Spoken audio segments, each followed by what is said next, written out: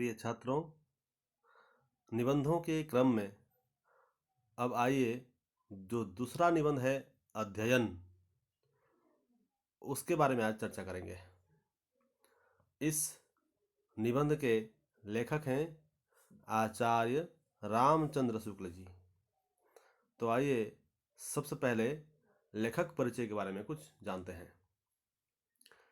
आचार्य रामचंद्र शुक्ल का जन्म सन 1884 ईस्वी में उत्तर प्रदेश के बस्ती जिले के औगना नामक गांव में हुआ था।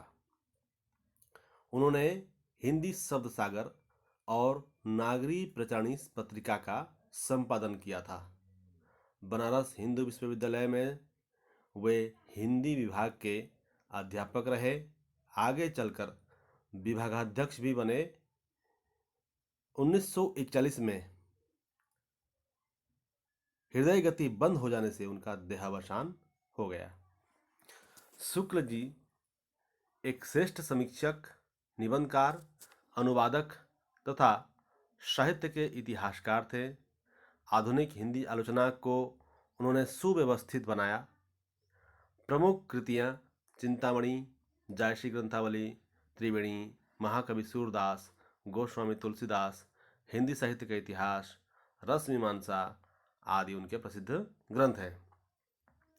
उनके अधिकांश निबंध गंभीर विषयों पर लिखे गए हैं, किंतु इन निबंधों में भाव प्रवणता और सरसता भी रहती है। उनके निबंधों की विशेषता है तत्सम शब्दों की बहुलता और समासिक शैली। वे अपने समय के सर्वाधिक समर्थ साहित्य स्रष्टा थे। तो आइए इस निबंध में जो विचार बिंदु प्रस्तुत किए हैं उसके बारे में चर्चा करते हैं। अध्ययन के महत्व पर। आप लोग अध्ययन कहने से सीधा सीधा यह समझें कि जो पढ़ाई है, पढ़ाई को यहाँ पर अध्ययन कहा गया है। तो अध्ययन के महत्व पर प्रकाश डालते हुए आचार्य रामचंद्र शुक्ल कहते हैं कि अध्ययन हमारे लिए ज्ञान विज्ञान का द्वार खोल देता है। साहित्य का अध्ययन करके हम किसी जाति के विचारों से परिचित होते हैं। इतिहास का अध्ययन करने से सभ्यता का परिचय मिलता है। अध्ययन के द्वारा हम महान विद्वानों के विचारों और जीवन चरित्रों को भली भांति जान सकते हैं। हमें एकाग्रचित्त होकर निश्चित उद्देश्य की पूर्ति के लिए अच्छी पुस्तकें पढ़ना चाहिए। अच्छी पुस्तकें हमारे लिए श्रेष्ठ मित्र हैं, उत्तम मार्गदर्शक हैं, कर्म प्रेरक हैं और शांति विषयक बन जाती हैं। अच्छी पुस्तकें व्यक्ति को संस्कारित करती हैं और चरित्र निर्माण में सहायक होती हैं। अतः पुस्तक चुनने में सावधानी बरतनी चाहिए। साफ साफ शब्दों में इस निबंध में लेखक ने हमको यह बताया है कि हम किस तरह से पढ़ाई करें, किस तरह से पढ़ाई करने से हमें जो फायदा होगा कुछ समझ में आएगा, और दूसरी ओर पढ़ाई करने का क्या वैल्यू है, क्यों हम पढ़ें, इसके बारे में हमको लेखक ने इस पाठ में बताया है। तो आइए अब हम उस पाठ का वाचन करते हैं। अध्ययन।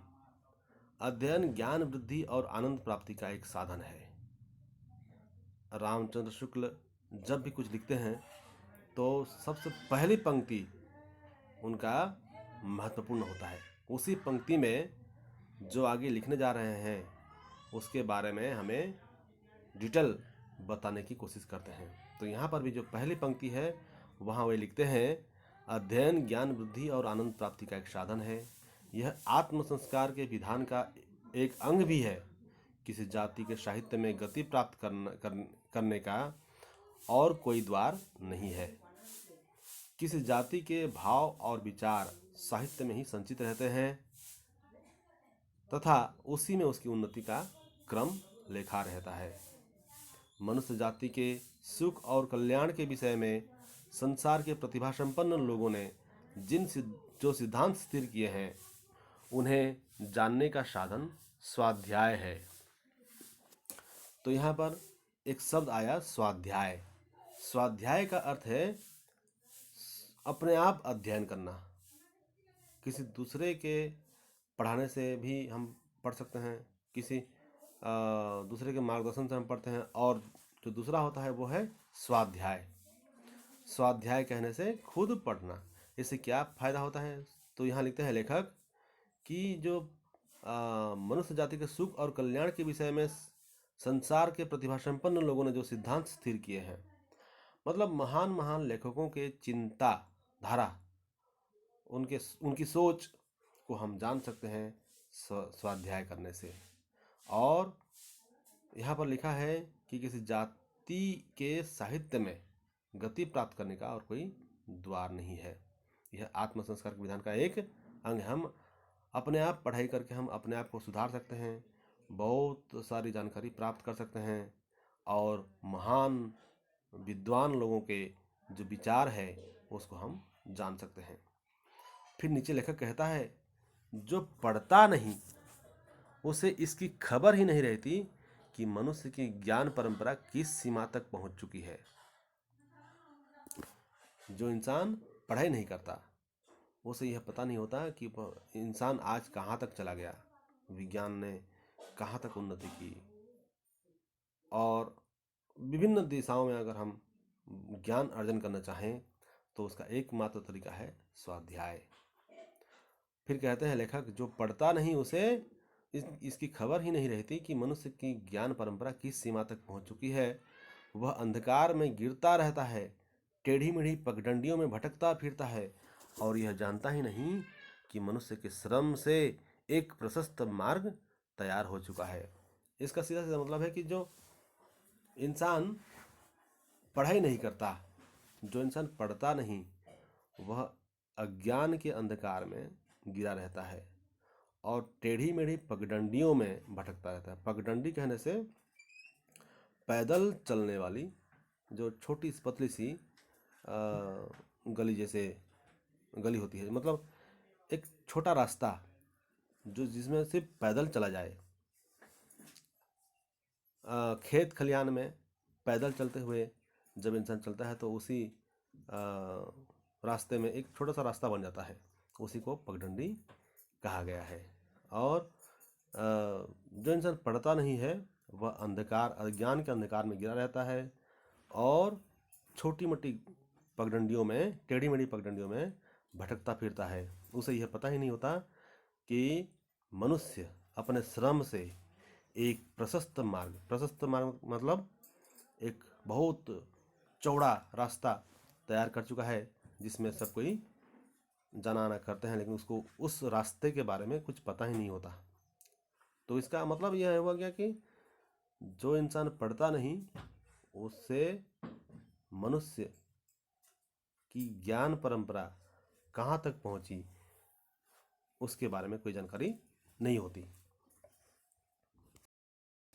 तो यह जो पैराग्राफ है, सबसे पहला पैराग्राफ बहुत इम्पोर्टेंट है, आप लोग इसको पढ़ें और इस वीडियो को रोक करके इसको समझने का प्रयास करें।